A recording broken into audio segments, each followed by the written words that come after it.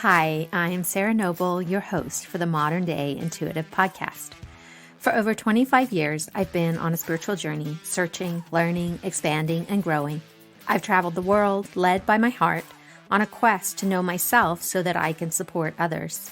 This podcast was created from my deep desire to help you connect with your intuition and to inspire you to create a life where the impossible becomes possible and you live into your sacred dreams and desires. Thanks for being here and enjoy the show. Hello, everybody. It's so good to be with you today. And I have a really beautiful call. I wanted to thank Emily for just being vulnerable and going deep with me. We have so many great topics that we covered today. One of the big themes throughout this call, and as you know, a favorite of mine, is your dreams and how you're not separate from them if you follow your heart and you listen to where it's guiding you. We talk about beliefs around worthiness and deserving and how our clinging to those beliefs stops us from getting what we would love. We talk about abandonment and showing up for yourself. We discuss love versus safety and turning towards yourself, how to track what is your intuition versus your fear and your beliefs that are running below the surface. We talk about how we are terrified of actually being loved and how we can set boundaries so we're more open to receiving love in our lives. So before we jump into our call together, I wanted to let you know about an exciting online event that I am going to be hosting June 14th through June 28th over the summer solstice. Back in December of last year, my dear friend and colleague Alyssa Kennedy and I led a soul awakening event over the New Year's. And it was so successful that we are going to lead one over the summer solstice. So I'd love to invite you into the container. We will be having 3 live classes. We will be cultivating magic and ceremony and ritual and play together to deepen your intuition, expand your soul, connect you with your dreams. It's a potent time of the year for creating more expansion and possibility in your life. And so we are getting together to harness this and want to offer this beautiful teaching and opportunity to you. So if that sounds exciting, you can find out more information at my website, sarahnoble.com/soul awakening. I'll put a link in the show notes, and we'd love, love, love to be in this container with you and create lots of magic together. So now enjoy my call with Emily. Hi, Emily. Welcome to the podcast. How can I help you today? Hi, Sarah. Question today is, how can I use my gifts to get the things that I want in life? What are the things that you want, my love? All the goods, I guess. I want the money, the stability, the even more than stability. I want to be able to have lots of money to play with, and I want healthy relationships. I want another baby. I want, safe people. Yeah, I want my dreams to come true. And I feel like I'm at the point where I'm prepared for them to come true. I love it. I love dreaming big, and you have real clarity on what those things are to you. The sensation that I have in my body and the way that the images are falling in is I have this sensation coming out from my heart, and it's going all directions all around me. It's this really beautiful light and love that you are emanating, and you're showing it to me divided into sections. And this idea that you're compartmentalizing all these different things. And also this idea that you think they are outside you and separate from you. Almost like there's a barrier between you and what you want. So what comes up when I say that? A little emotion. I definitely have a I don't know how you say it, but I definitely have a belief that I'm not worthy necessarily of those things, and of the things that I want, I'm just not worthy of them ultimately. And so it's like it's a everybody else kind of thing except for me. Hmm. I'm holding you, my love. Mm. Yeah. As you're speaking, you're showing yourself as this beautiful tree. And I feel you and experience you as the trunk of that tree, and you're solid and you're grounded. And you have this beautiful bark. Like you're showing me this bark, this textured, beautiful, colored bark. As I connect in with your dreams, what you're showing me are your dreams are the branches of your tree, that they're not separate from you, they're growing from you and they're part of you. And that in this space, right, of connecting in with your soul and with your guidance is really this message that they come from you, that they're part of you, that you already have them. Like I see them all connected to you. They're so possible. And then you have this belief that you're clinging to. There's something about this belief about you not being worthy that is almost critical for you, that the way you're holding it, it's like life or death. If I let go of this belief, something's going to happen. So, what do you think that is? Um, yeah, I definitely have spent mo- m- pretty much my entire life waiting for the shoe to drop. That when things do go well, they will eventually fall through to the fiery pits of Hades, and things just ultimately, as good as they are, things don't work out. And you're very, very connected to that. And what I picked up on that, and it kind of makes me giggle, is the way that you said it. Like it's going to fall to the fiery pit of Hades, which speaks a lot to who you are as a person and the ability you have to really move through that. Because there's like, even in sort of this really clinging critical belief we have, there's some humor for you, even if you Yeah. might not have intended it that way. That's how I pick up on it. You're able to drop this belief. We just have to figure out what's underneath it. Like, what's the risk of letting go of that belief that the shoe's going to drop, that everything's going to burn? And, right, even saying that, even if it does burn, what's wrong with that? Why are you making it all wrong? Yeah, I guess it's just that there's just hasn't been a whole lot of consistency in my life. And and I mean I do enjoy change ultimately, but it would just be nice if, some people stuck around for a little bit longer than they usually do, or things like that. I understand that life does crash and burn at times. I just want some safety, some sort of consistency in love, and people that are going to stick around. And I believe, unconditional love does not mean unconditional tolerance. I believe that people can spend many years together. It can be a healthy relationship. It's just hard. I've never really seen it personally. Well, what I see as you're saying all that is this, you're talking about other people not showing up or sticking around. Hmm. And how I see it is you're glossing over the one person in your life who has always stuck around. Do you want to Myself. guess? Yeah, exactly. You continue to show up for yourself. You continue to be there for yourself through thick and thin. From that place, that's where you get to create everything you want. Not waiting for someone else to stick around so that your dreams are fulfilled, but the money, the stability, the safety, these things, they come from you. And you have this beautiful staying power, this sticking power that's within you. Yeah.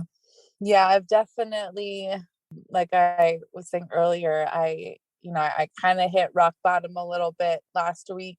Kind of, I'll even say it, like, not suicidal, but kind of idolizing the whole, which is just so, I call it, my smart brain knows that that's not an option. My trauma brain, on the other hand, is like, okay, we're done. Like, I give up. And then woke up, that was Sunday, Monday. And then so woke up Tuesday, just, I will never quit. I utterly refuse. I refuse to quit. I refuse to fail. Emily takes risks. That's who I am. I will not abandon myself. Yeah, I feel the strength in you as you say that. And I really honor you and thank you for just saying and being real and vulnerable with that place you are at, because so many of us have those thoughts. Like, you're not alone in that. And you really seeing that, and being able to say, I am not going to quit. There's that story or parable or about, we have those wolves inside of us, and there's the wolf sort of in this scenario who is quit, give up, what's the point? And then there's the wolf who's, I'm never going to give up, I'm never going to quit, I take the risks and I move forward. And the question is, which wolf do you choose to feed? Mm, yeah, that's a Yeah. good point. And you're here today and you're saying these beautiful, bold statements, and you're choosing to feed that wolf that is going to carry you forward to your dreams. And I did. I took the opposite route from, okay, let's give up. I'm hopelessly, it's all helpless and hopeless, to screw it. Like, I'm going to apply for every job that I am underqualified for. I'm going to send out proposals, and I'm going to get told no, and that's okay. But I'm going to do it because I've done it before. And it turned out wonderful.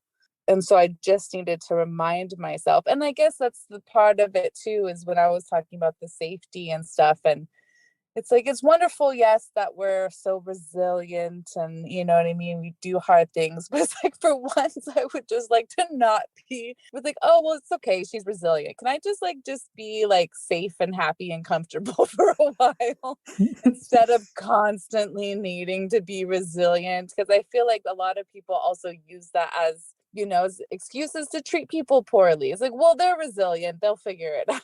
And it's like, okay. Yeah, well, what I understand about that space, right? That resilience, that wanting to be safe, that wanting to feel held, or that you're not always fighting for what you want. Really, in that space, what you're really wanting is love, and your own love, right? We kind of believe that we want to feel safe, but we really want to feel loved.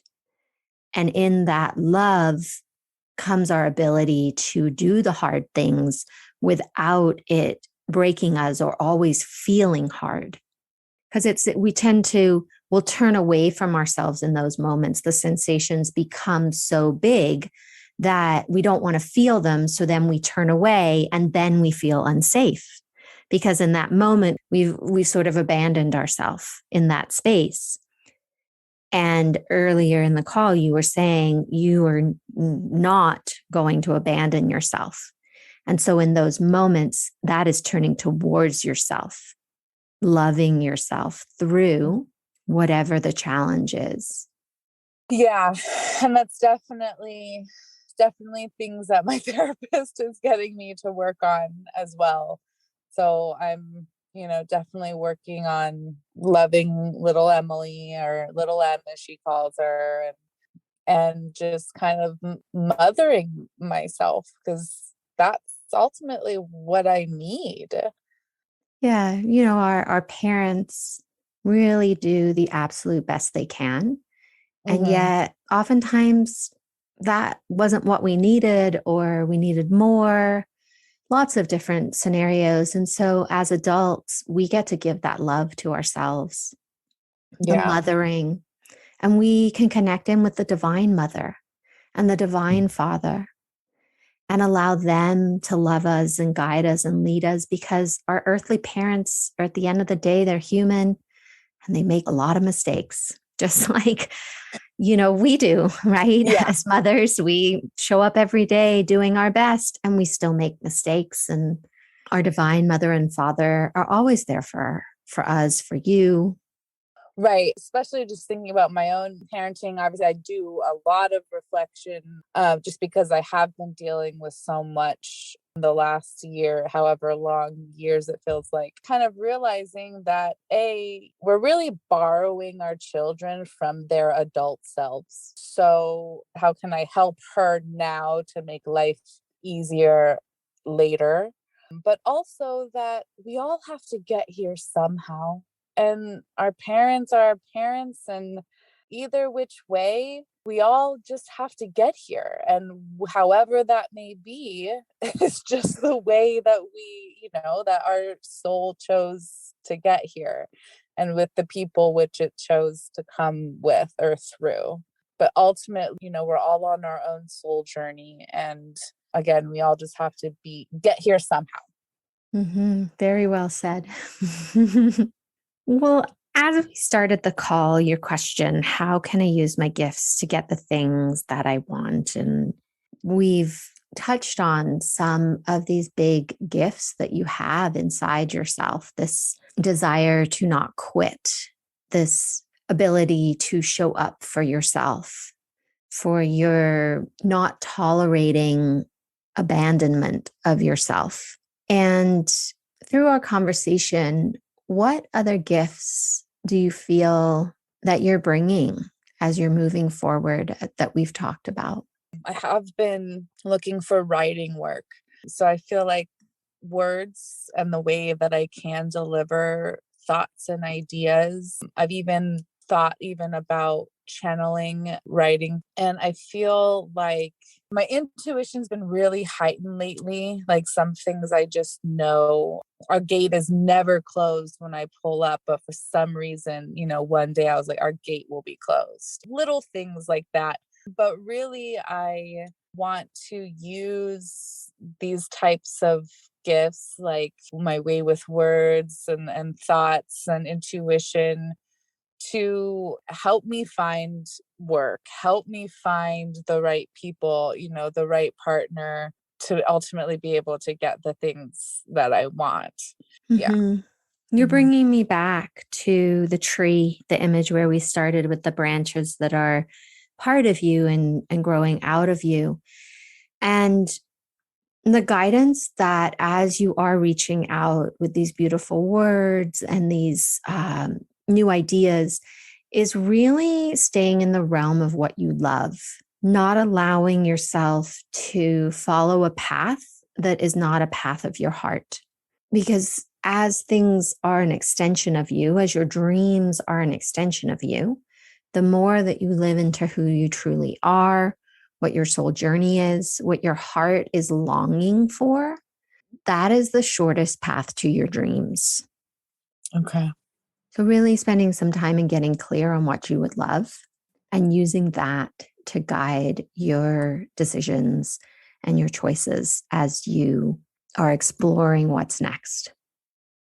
Okay. And so by that, you mean, just to clarify, like, because and I'm sure my mother would tell you this, like, you cannot make me do something that I don't want to do. I can't make myself do something. It's really hard for me. So I feel like most of the things that I do are because I feel them so deeply. And that's when I get confused too with the psychology, and it's your mind makes you do this, or and so now I'm kind of having trouble deciphering what's from childhood trauma or whatever, and what's because I actually really want to do it.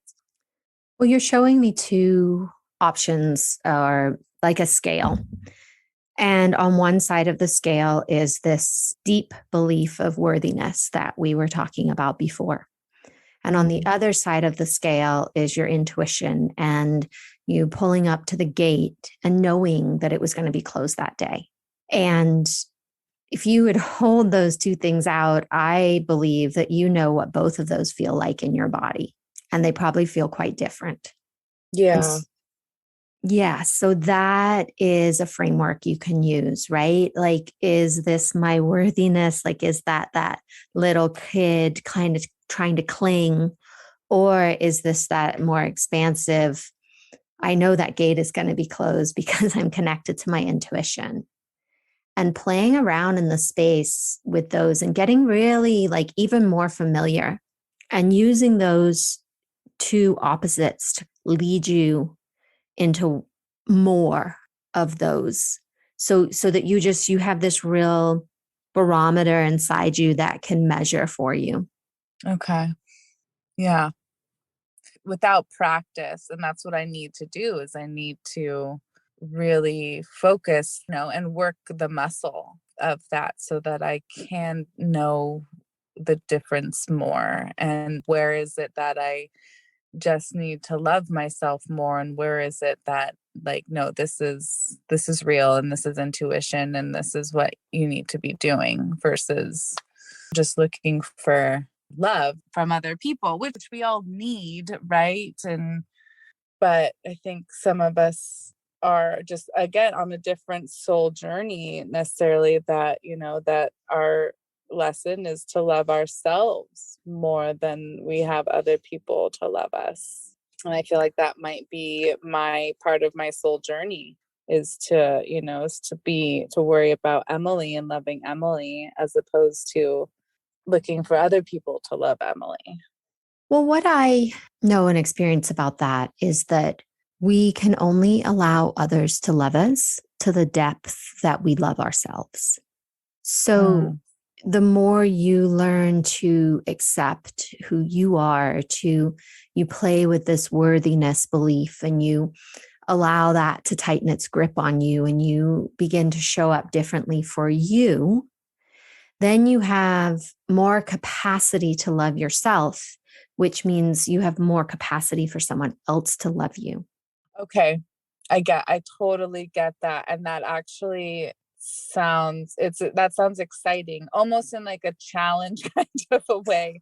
But it's just that really it sounds like fun, It's like, oh, how deeply can I love myself? And so let's see, and then have it show up in all these other ways. So that's definitely something that I can get behind.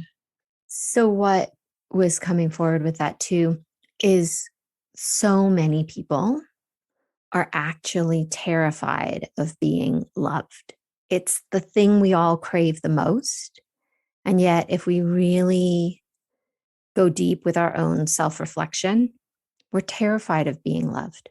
And so it's this paradoxical place when we can find that place within us and heal it and allow ourselves to be open to receiving love, it shifts everything. Yeah, that really resonates. It is very scary. It's because I feel like people are allowed to love you, then they're allowed to hurt you. And I guess, especially growing up in domestic violence and things, it was everything chaos, chaos, chaos. Oh, but I love you, And so it's like, well, geez, Louise, if that's what love is, that scares. That's really scary. And it's terrifying to have people love us and to see us. Just thinking about it is actually terrifying, which completely contradicts everything I've been saying for the last, 15 minutes. So there's that deep-seated belief of, am I worthy? And even if I am worthy, do I really want it?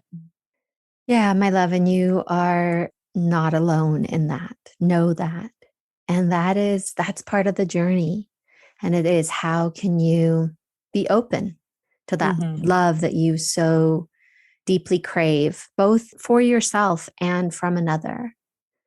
And I love that you're excited about the possibility of that, right? And that you connect into that and you see that truth. Like, it takes a lot to even admit that that's what's happening. So I really honor you for that. Thank you. It does, honestly, it sounds safer to love myself than to let other people love me. And that's probably because I'm assuming other people, they can tell when you don't love yourself, and then they feel like they're able to treat you any which way they see fit. But if you love yourself, then they know they're not going to get away with nearly as much as they might think they would. Let me reframe that a little bit for you, if that's okay. Sure. It's not about the other person, right? It's like when you love yourself more, you will not tolerate someone else's unkind Right. or improper behavior. It's not Yeah. about what they are bringing to you, it's what you're a stand for yourself. And then you're like, no, thank you. Right. Okay. Yeah, exactly. Exactly. Yeah, I feel that. And the same way that I would look at someone would treat my daughter, and because I love her, I'd be, oh no, they need to go. Like they just, you don't need to be mean. You don't need to say anything, but you need to distance yourself just as much as I would do that for her. I don't do that for myself. And with that, I love that. That's exactly what we're talking about, is that ability to discern that with that and have that boundary. And because you can do it for her and recognize it for her, you have a template to follow. Yeah, absolutely. Does this feel like an okay place to land today? Yes. Yes. Thank you. Thank you so much, Sarah. You're welcome. Thank you, my love. Thank you for being here today and making your personal and spiritual growth a priority in your life. To learn more about connecting with your dreams and your intuition so that you can create a life full of possibilities, visit me at www.themoderndayintuitive.com and see how we can create magic together. A big thank you from my heart to yours for making the planet a better place for us all.